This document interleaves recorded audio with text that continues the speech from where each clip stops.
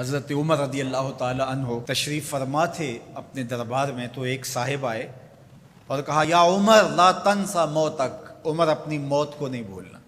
یار بھرے دربار میں کسی کو یہ بات کہی جائے تو اس کا رد عمل کیا ہوگا، لیکن حضرت عمر رضی اللہ تعالیٰ عنہ یوں کانپنے لگے جس طرح بید کی شاخ کانپتی، اس کو قریب کیا، محبت کی، کہا اگر تو روز آ جایا کرے اور یہ جملہ مجھے کہا کرے تو تیری مہربانی ہوگی، مہینے کے بعد مشاہرہ بھی دیا کروں گا۔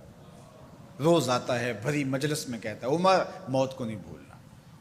ایک دن وہ آیا، آپ نے اسے بلایا، محبت کی اور اس کو مشاہرہ دیا اور الوداع کہنا چاہا، تو اس نے کہا کہ میرے سے کوئی گستاخی ہو گئی؟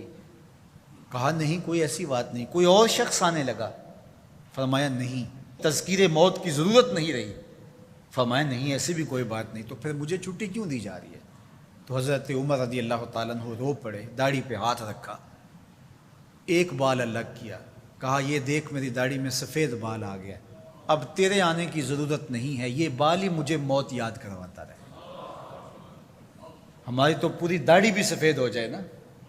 میاں صاحب بولے ہڈیاں کمبن گوڈے کھڑکن تے اڑ گیا لک تیرا، ہڈیاں کمبن گوڈے کھڑکن تے اڑ گیا لک تیرا، اجے بھی بدیوں باز نہ آئیں جیو مرد دلیرا، فما اصبرہم علی النار۔ اللہ قرآن مجید میں فرماتا ہے لوگوں کا آگ پر کتنا حوصلہ ہے، کتنی ڈٹائی سے، دلیری سے کہہ دیتے ہیں یہ جہاں مٹھا اگلا کس نے ڈٹھا۔ جب ہم کسی کے جنازے کو کندھا دیتے تو ہم سمجھتے ہیں اسی کے جنازے کو کندھا دیا، یہ نہیں سوچتے کہ یہ وقت ہمارے اوپر بھی آنے والا ہے۔ خیر کن فلاں و غنیمت شمار عمر، زاں کے بیشتر بانگ برآیت کہ فلاں نماد۔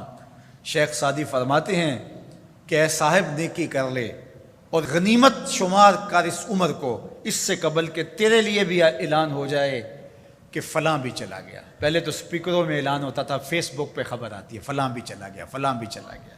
اس سے قبل کہ یہ آواز آ جائے، یہ اعلان ہو جائے، یہ خبر مشتہر ہو جائے کہ فلاں بھی چلا گیا، تو یہ خبر آنے والی ہے، آج نہیں تو کل، کل نہیں تو پرسوں۔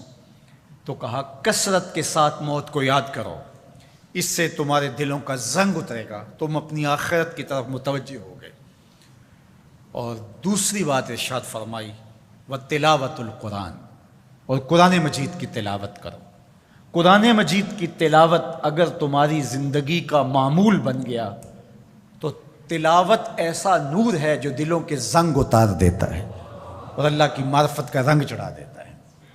اس لیے دو چیزیں دلوں کے زنگ اتارتی ہیں، ایک کثرت کے ساتھ موت کو یاد، اس کے لیے کوئی نصاب نہیں پڑھنا پڑتا، کسی کے پاس جا کے بیٹھنا نہیں پڑتا، یہ خاموش مبلغ ہے، اس مبلغ کو سننے کے لیے سفر کر کے نہیں جانا پڑتا، اس کو کسی ٹیپ ریکارڈر کے اندر محفوظ کر کے کان کے ساتھ نہیں لگانا پڑتا، کوئی بٹن آن نہیں کرنا پڑتا، اب لائٹ ہے اب سن سکوں گا، اب لائٹ چلی گئی اب نہیں سن سکوں گا، اس کے لیے کوئی وقت متعین اور مقرر نہیں ہے۔ یہ ایسا مبلغ ہے، یہ خاموش واعظ ہے، جب چاہو اس کو سن سکتے ہو۔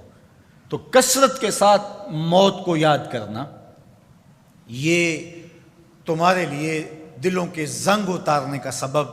اور دوسری چیز ارشاد فرمائی وَتِلَاوَةُ الْقُرْآنِ، اور قرآن مجید کی تلاوت۔ جب قرآن مجید کی تلاوت معمول زندگی بن جاتی ہے تو دلوں کے زنگ قرآن مجید اتارتا ہے۔ اس سے بہتر دلوں کو پاک کرنے والی اور چیز ہو کیا سکتی ہے؟ اللہ کا کلام ہمارے پاس موجود ہے۔ اس وقت کسی امت کے پاس، کسی قوم کے پاس منزل من اللہ کتاب اصلی صورت کے اندر موجود نہیں ہے۔ تحریف راہ پا گئی، لوگوں نے کتابوں کے اندر اپنی خواہشات کو شامل کر دیا، مشکل چیزیں نکال دی، ان کے اندر بہت گڑبڑ کر دی، لیکن قرآن مجید کسی زیر اور زبر کے تغیر کے بغیر صدیوں قبل جو سینہ محمد صلی اللہ علیہ وسلم پہ نازل ہوئی تھی آج بھی اسی طرح موجود ہے۔ ایک زیر اور زبر کا فرق بھی نہیں ہے، یہ ایک یقین ہمارے ساتھ جڑا ہوا ہوتا ہے کہ یہ ہمارے رب کا کلام ہے، یہ ہمارے محبوب کریم کے سینہ انور پہ اترا تھا، یہ اس کتاب کا اعزاز ہے۔ تو کہا کہ اس کتاب کی کثرت کے ساتھ تلاوت کرو، تمہارے دلوں کا زنگ اتر جائے گا اور اللہ تعالیٰ جل شانہ کی معرفت کا رنگ تمہیں نصیب ہوگا۔